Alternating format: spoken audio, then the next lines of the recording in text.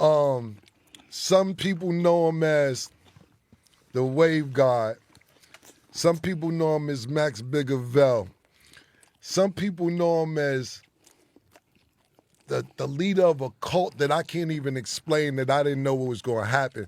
Me, I know him as my Charlie Rambo personally.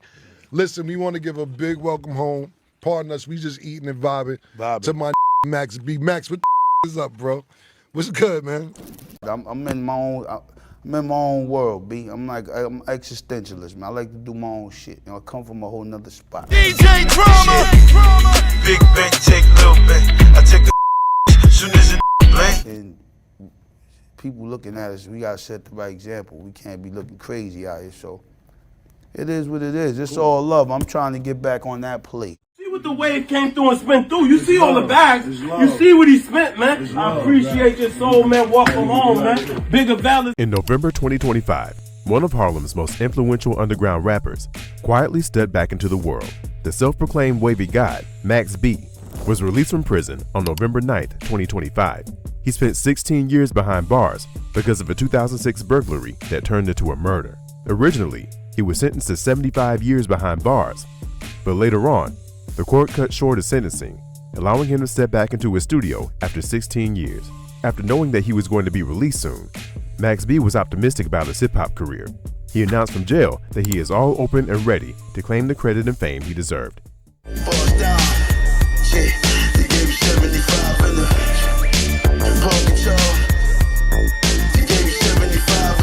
He was supposed to be a wavy god. He was supposed to change the direction of East Coast hip-hop. He had everything in him to become the #1 artist of his time. But unfortunately, he never received the recognition and fame he deserved. It is the story of this Harlem underground rapper whose fate was always against him. Born in Harlem in 1978, Charlie Wingate grew up in the culture that defined the 1990s and early 2000s New York rap. As a child, he was friends with future rapper and Dipset founder Cameron. His grandparents made sure that he was surrounded by music. That's why they motivated him to sing in the boys' choir of Harlem. By 1997, Charlie had everything in him to start his music career. He had a friendship with Cameron, and singing in the boys' choir gave him a melodic and wavy voice that was quite different from the heavy bar voices of that time's hip-hop. If he had stepped into the music world at that time, he could have changed the hip-hop world. But life didn't go as planned. Charlie's childhood was surrounded by uncertainty and crime. This uncertainty dragged him into street crimes and ultimately led him to prison. In 1997, he went to prison for a few years.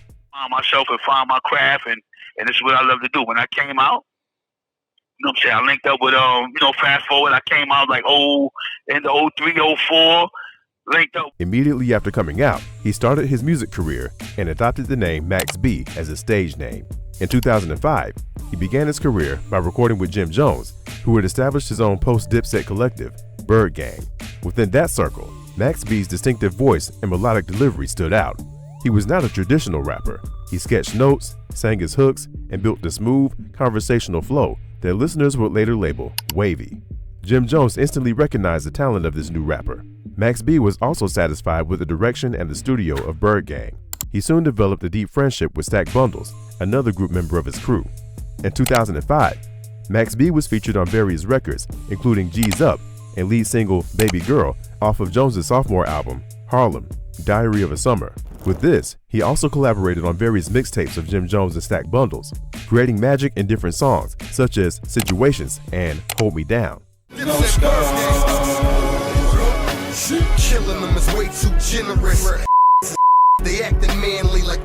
Max B also helped Jim Jones in crafting the sound and feel of Hustler's Poem in 2006. This gave way for him to write lyrics for the popular Jim Jones hit, We Fly High. We fly high, no lie, you know this. In May 2006, Max B released his debut mixtape, $1 Million Baby. This mixtape put him in the spotlight, telling the world that he has everything in him to change the course of East Coast hip-hop. With this, his public domain project also turns out to be a classic. Max B used to call his aesthetics wavy. This term became new hip-hop slang. Max B's melodies, looseness in lyrics, and wavy music created a new wave in the hip-hop world. Almost everyone tried to ride on his wave, and most of them benefited from it. But its founder wasn't getting the fame he deserved. Max B soon starts realizing that Jim Jones is keeping him in the background. he isn't getting enough credit and compensation for his music. He believed that Jim Jones was jealous of his success and didn't want him to get into the spotlight. So, you know, it was just egos clashing, a lack of respect, you know what I'm saying? And shit's lack of everything. That shit don't mix well. This bitterness soon created a rift in Bird Gang. It became so ugly that it bled into the public. Max B started telling the world how Jim Jones exploited his identity and career. Jim was also giving different interviews, telling the world how Max B was ungrateful to him. During this feud, Stack Bundles died in 2007. This death emotionally destroyed Max B. The friend, the boy of Max B, left him alone in his artistic journey. They knew you were stacks. I never meant to call out your alias. You probably think I'm being rebellious, but that ain't the case. You trying to know where. The resentment and public feud between Max and Jones created two different groups in the hip-hop world. Some supported Jim Jones, and French Montana stood with Max B. In that time of crisis, their friendship solidified, and to this date, French and Max are together. While Max B was dealing with the ugly business side of the hip-hop world, his street life was also planning against him. Harlem streets were not happy that one of them was getting the spotlight and fame. They were not happy with Max B's debut mixtape success. So, in 2006, they took him down with them. A robbery turned into a murder in 2006. In Fort Lee, New Jersey, Max B's girlfriend and stepbrother were arrested for robbery. During the robbery, David Taylor was shot and killed. The case went to court. There, the prosecutors claimed that the master of this plan was Max B. He wasn't physically present in this crime, but his ideas were behind it. He benefited from it and orchestrated the plan. For the next 3 years, the case continued in court, with Max B one of the prime suspects. His personal and professional life was getting ruined. The conflict with Jim Jones became so dark that they drifted apart in 2008. In that time, French Montana stepped forward and collaborated with Max B. Navigation in the navigator. My skis, I got an I-20 visa. Always gotta be on me. I let it stay, but I gotta go. French Montana and Max B's chemistry was immediate.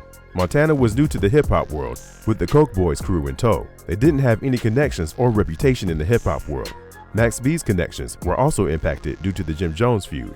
Radio programmers, DJs, promoters, and publications closed their doors on Max B and French Montana. In different interviews, French Montana and Max B claimed that Jim Jones didn't allow various members of his connections to support them. Max had momentum, but not the machine. He was influencing hip-hop fans, but was not getting any traction in the hip-hop world. He was growing, but not being pushed. During this phase, he and French Montana worked together to release the Coke Wave mixtapes. The first tape was released in 2009, and it was a mixture of Max B's Wavy Manifesto and French's Coke Boy mantra. It captured an atmosphere that felt ahead of its time, bridging the old Harlem soulfulness with the emerging wave aesthetic. Get a clip, slave flint, robe in the hoes, don't get it set. You know what's French, really do it, still stunting. It was circulated heavily online. Street channels listened to this tape as a classical title of their time. Due to this online recognition, Max and French earned recognition from hip-hop purists and critics alike. Pitchfork later named Coke Wave one of the 50 best rap mixtapes of the millennium. Despite the lack of connections, Max B was thriving. This mixtape told the hip-hop world that they were missing out by not including this rapper in their businesses. Things were going to be quite smooth for Max B, but his personal feuds became a hurdle in his journey. The 2006 robbery and murder case swallowed almost 2 decades of Max B's life. When he was going to get the fame he deserved, the court sentenced him to prison for 75 years. In 2009, he was convicted on multiple counts, including conspiracy to commit armed robbery, kidnapping, aggravated assault, and felony murder. When I came in here, I blew trial, I had 75 years.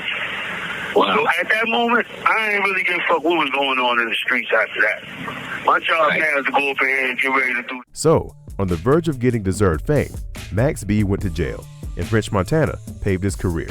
Coke Wave mixtapes gave him fame, as his solo FaceTime on deep cuts like Smoking and Brick Walls helped him pave his own lane as a skilled artist. Now the hip-hop world is full of artists who went to jail and became a tragic lost story. The jail time for any rapper means devastating emotional, financial, and artistic setbacks.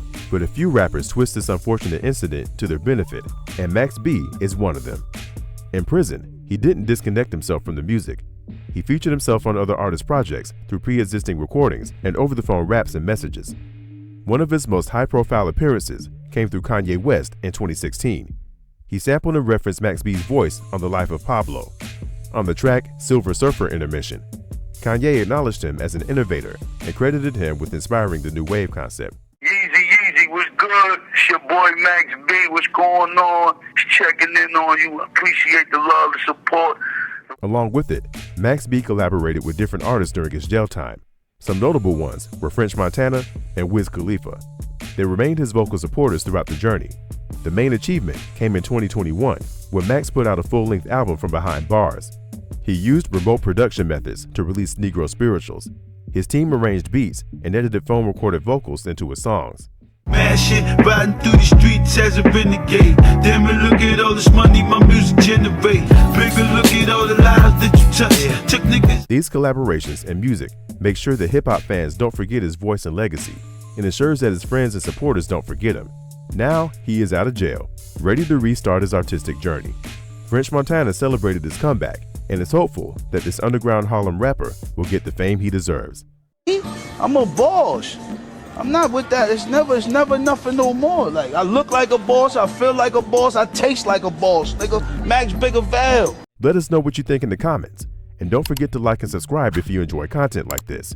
You can also watch our most recent video right here on the screen.